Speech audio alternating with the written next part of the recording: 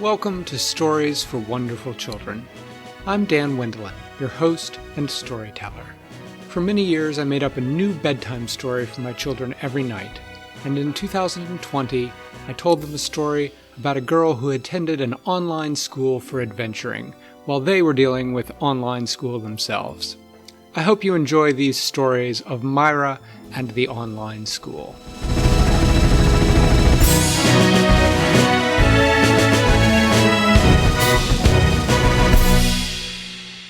Once they got back to the path, Myra and Tweety, Antoine and Chelsea and Corin pretty much ran all the way back to campus.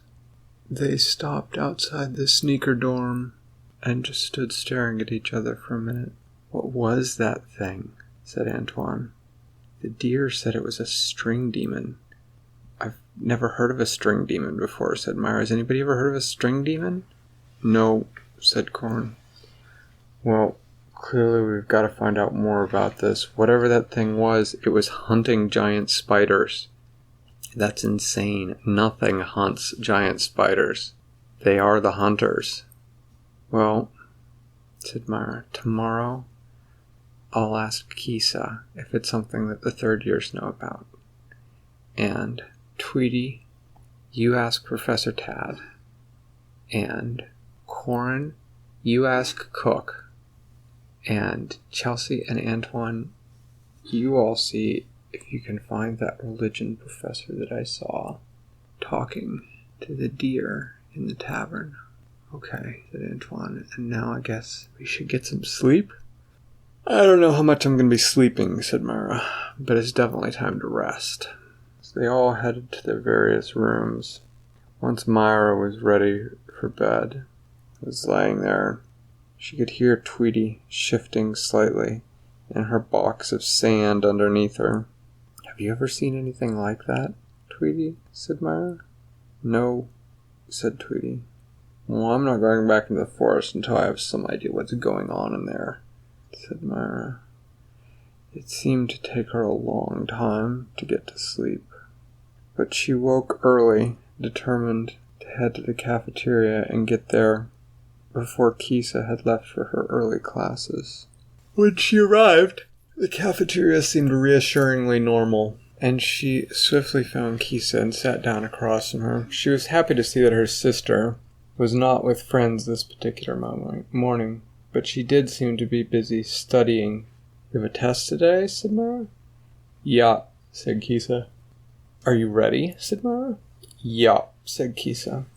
"Are you wanting me to leave you alone to cram the last few morsels of knowledge into that thick head of yours?" said Myra. "Yeah," said Kisa. "Well," said Myra, "I'm sorry, I can't. I saw something really weird last night in the forest." Kisa stopped eating and looked up at her. "What were you doing in the forest at night?" she said. "You're not supposed to go into the forest at night. I'm not even supposed to go into the forest at night without others." "Well," said Myra, "look, you've got to study, so let me just ask you, in all your classes up to this point, have you ever heard of something called a string demon?" Kisa thought for a moment. "No," she said. "Why?" "Because," said Myra, I'm pretty sure we saw something last night in the forest, and the deer said it was a string demon." "I'm sorry, what?" said Kisa. "What were you doing in the forest? Did you eat some funny mushrooms?" "No," said Myra, "no mushrooms. This thing chased us. It had captured a giant spider, and it chased us. And then the deer rescued us and told us it was a string demon and we should leave." "All right," said Kisa. "I have a test to take, and so I'm not going to get into this with you right now, but we're having dinner together tonight and you're going to tell me the whole story and also stay out of the forest." "I can do that," said Myra. "I will see you for dinner and I will stay out of the forest." Kisa returned to studying for a couple minutes before she dashed off for her class, and Myra had time for a couple pancakes before heading to her own class. She was tempted to ask Professor Tad about the string demon, but Tweety had said that Tweety would do it, so Myra decided that she would stick with seeing what she could find out from Kisa. She worked that day they were working on climbing, which she actually rather enjoyed. The area where she had grown up was rather rocky, and she had childhood memories of climbing up a lot of large rocks and up and over boulders, and the practice climbing walls were not too much different than that. After classes were over, she met the others outside of her dorm. They hadn't discussed it, but they all just seemed to show up around the same time. Kisa didn't know anything, said Myra, except that we were not supposed to be in the forest, but I'm going to tell her the whole story tonight over dinner. Maybe it'll jog her memory or something.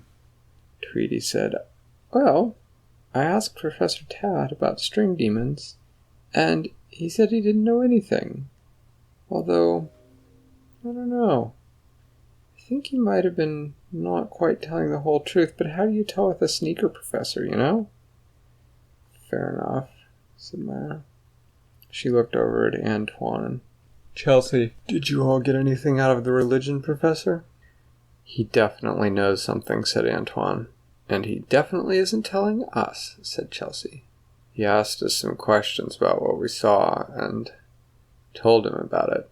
He looked very serious. But when we asked him if he knew anything about it, he said no. Myra sighed. How are we supposed to know what we're supposed to do if he won't talk to us? I think that's the point, said Chelsea. I don't think he wants us doing anything. I believe... What were his words again, exactly, Antoine? He said, stay out of the forest, said Antoine. Oh, yeah, said Chelsea, that was it. Well, said Corin, the fighting professor said he didn't know anything about string demons, but the teaching assistant, who's from AWORP, said that they have some very strange things in the forests there, and that the thing we saw sort of sounds like something that they call a twine demon. So, maybe similar? Could she tell you anything about it? Said Myra. I don't know. We were kind of busy hitting each other with shields, and so I didn't get to talk to her more about it, but I'll see. Alright, said Myra. Well, I'm going to have dinner with Kisa. Dinner with Kisa proved somewhat unproductive. Right up until the very end, when she was describing the end of her adventure, Kisa got to the part about the deer with the glowing blue horns. When she heard someone clear their throat behind her, she turned around and Cook was standing there, looking at her very steadily with her one great eye. Oh, said Myra. Hi, Cook. Don't you hi Cook me, said Cook. What were you doing in the forest at night? Students aren't allowed there. Yes, said Myra. You know why, said Cook. Why, said Myra. Because, said Cook, they get eaten by the weird things in the forest, unless kindly deer come along and save them. Yes, said Myra. I sort of have experienced that now. Well, don't experience it again, said Cook. There may be demons in the forest, string and otherwise, but the deer have it under control. You don't need to worry about it. And no, I'm not telling you anything more about it, she said, as Myra opened her mouth to inquire. Wait, said Kisa. What do you mean there may be demons in the forest? I said Cook, that there are reasons for the rules, and you're not a graduate yet either, Kisa. When you're graduated, you'll know everything. But, said Kisa, I'm studying giant spiders. I'm going to be in the forest a lot. Not alone, you're not, said Cook. Remember that. Follow the rules. They're there for your own good. Myra and Kisa looked at each other. Myra was a little perturbed by the look on her sister's face. She always thought of her sister as being a couple years older, wiser, more experienced, sort of ready for anything. It disturbed her greatly to see the look of worry on Kisa's face. Look, said Myra, if you need somebody to go into the forest with you, Just ask me. I'll go any time. No, said Cook, who was already on the other side of the kitchen, but apparently had excellent hearing. You won't. You don't go into the forest unless you have a professor with you. Myra turned a little red. The whole dining room had turned to look to see who Cook was talking to. Myra just waved. All right, Cook, she said. She looked back at Kisa. All right, said Kisa. You're right. We need to figure out what's going on. So what do we do? Said Myra. No one's telling us anything. Well, said Kisa, I think our next step is probably to hit the school library. All right, said Myra. Now? No, said Kisa. Silly first year. Always finish your dessert first. And that is where we're going to end for tonight. Thanks for listening to Stories for Wonderful Children. I created today's show, but questions and running commentary were supplied by my children. The theme music was created by Brandon Thompson, and our wonderful logo was designed by Silas Swindelin. If you know someone who might enjoy the show, please tell them about it. Do you want more stories? You can now subscribe to the show and help pick a new story for me to tell every month. The show's website is storiesforwonderfulchildren.com. Until next time, I'm Dan Wendelin, reminding you to tell someone you love a story.